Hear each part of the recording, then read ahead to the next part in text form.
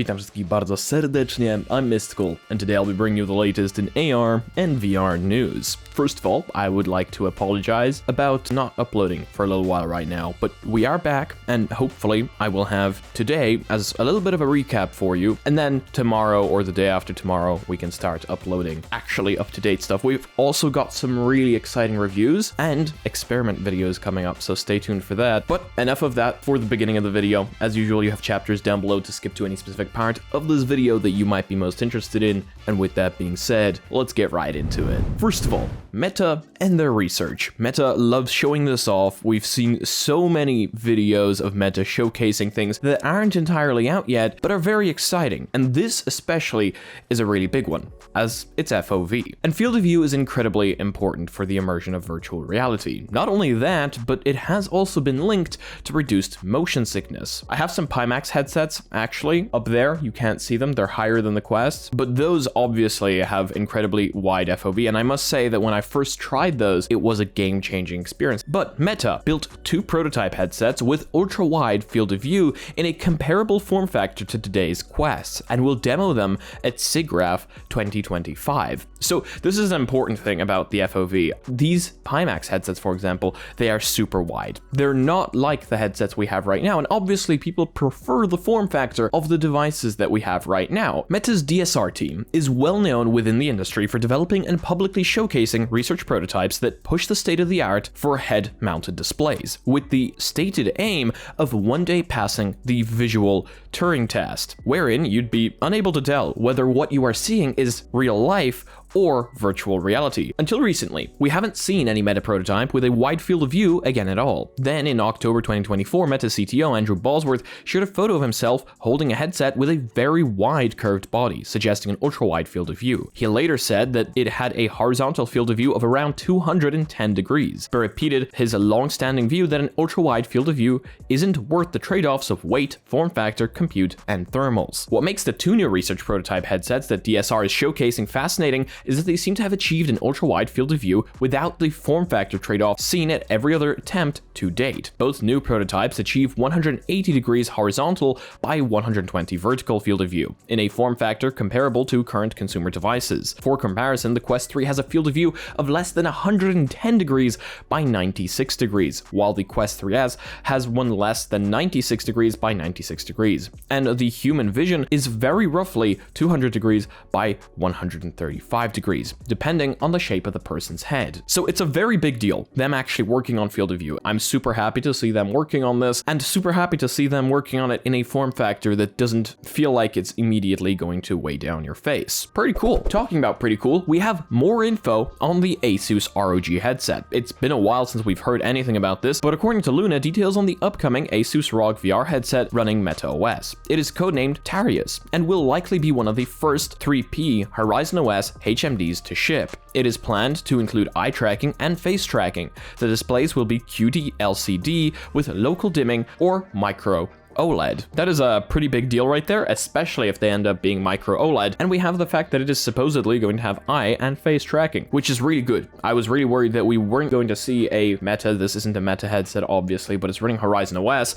which means that theoretically apps that worked on the Quest Pro with face and eye tracking should also work on this one, hopefully, and will hopefully use the same SDK, meaning that maybe we'll start seeing more Quest apps with support for face and eye tracking? Who knows? Next generation Meta Ray-Ban glasses have leaked. Apparent renders of next generation Ray-Ban Meta glasses have leaked on Chinese social media, showing distinct designs for optical glasses and sunglasses. A group calling itself XR Research Institute shared two images they claim to be real product renders of two next generation models. They claim one is codenamed Aperol and is a sunglasses design, while the other is codenamed Bellini, and designed as everyday prescription eyewear. Those codenames match the information's May report, which also named Aperol and Bellini as next generation Ray-Ban Meta glasses. However, XR Research Institute suggests that the new models should launch this year, while the information said that they're planned for 2025. A move to separate the designs for sunglasses and optical glasses would be an interesting departure from the current approach of offering all designs with either clear, sun, polarized, or transition lenses. It's possible, though, that XR Research Institute is mistaken about this. In particular,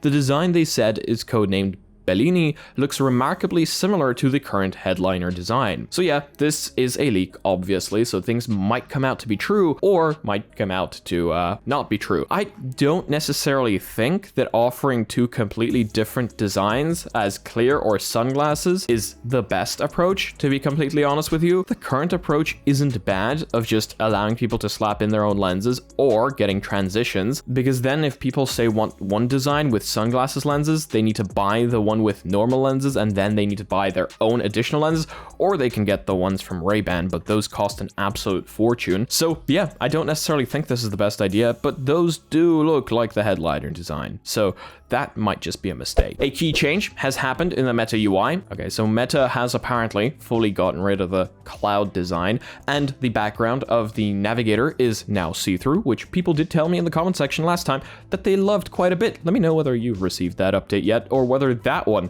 hasn't quite reached your headset. As we know, Meta uses staggered rollouts, so some features might come to some users quicker than they come to others. Meta has apparently invested €3 billion into EssilorLuxottica, taking a 3% stake. This isn't surprising, obviously, EssilorLuxottica being behind Ray-Ban and Oakley, and Meta now having a partnership with both. The French-Italian giant EssilorLuxottica is the largest eyewear company in the world by far, and has exclusive licenses with major fashion companies like Prada, Armani, Burberry, and Chanel. It also owns Sunglasses Hut. And oh, so that's why I could buy the glasses there in Germany. Interesting, I didn't know that one. And has more than 18,000 retail stores in total worldwide. Last year, multiple outlets, including the Wall Street Journal, reported that Meta was in talks to take a 5% stake in EssilorLuxottica. Now, Bloomberg and Reuters report that Meta has completed a €3 billion investment, representing just under a 3% stake, and is considering further investment to bring this to a 5% over time.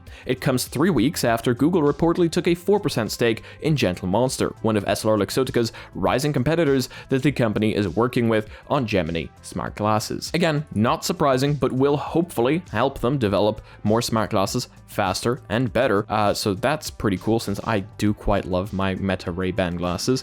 I use them quite a bit, and it's just so handy. You know, you're walking around a show, you're walking around an event or something. You don't need to whip out your phone in order to take a picture. No, these have good enough quality to where I am happy just pressing the button and having them take a picture or start recording. And I'm hands-free. Billie Eilish, I was about to say Billie Eilish. Billie Eilish's Birds of a Feather has come to Beat Saber, a full Billie Eilish music pack released in 2021 with 10 tracks. Now, Birds of a Feather, Eilish's biggest hit of 2024, is separately available as a shock drop track. Described as a new wave pop song, Birds of a Feather was the most streamed song on Spotify last year with 1.755 billion global streams. Do I know this song? Okay, guys, I must be living under a rock because I just listened to the song and I don't think I'm aware of it. Birds of a Feather is available for $1.99 in Beat Saber on Quest and PSVR. It's the 4th shock drop in the past 9 months, following Eminem's Houdini, Kendrick Lamar's Not Like Us, and Lady Gaga's Abracadabra. And it's the first Beat Saber track that you won't find on PlayStation VR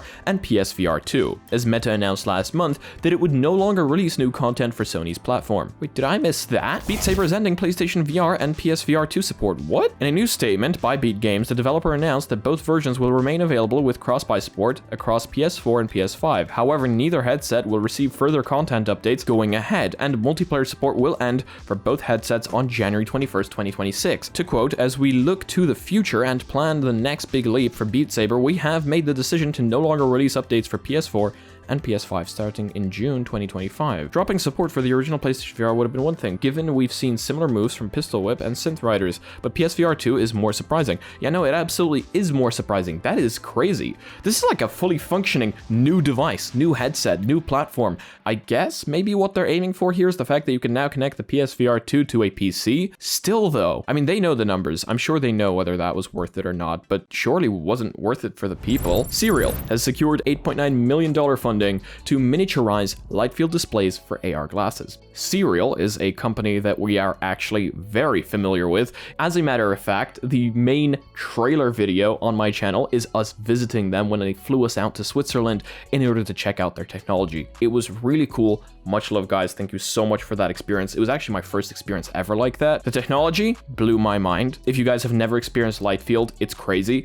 It essentially allows you to focus on things exactly how you would in the real world. You know, if you put something up here, the background blurs, and it reduces things like eye strain. The equity funding round was led by Zeiss, the German-based optical systems and optoelectronics company, with participation from new and existing investors, including members of UBS Private Investor Network. This brings the company's overall funding to $32 million.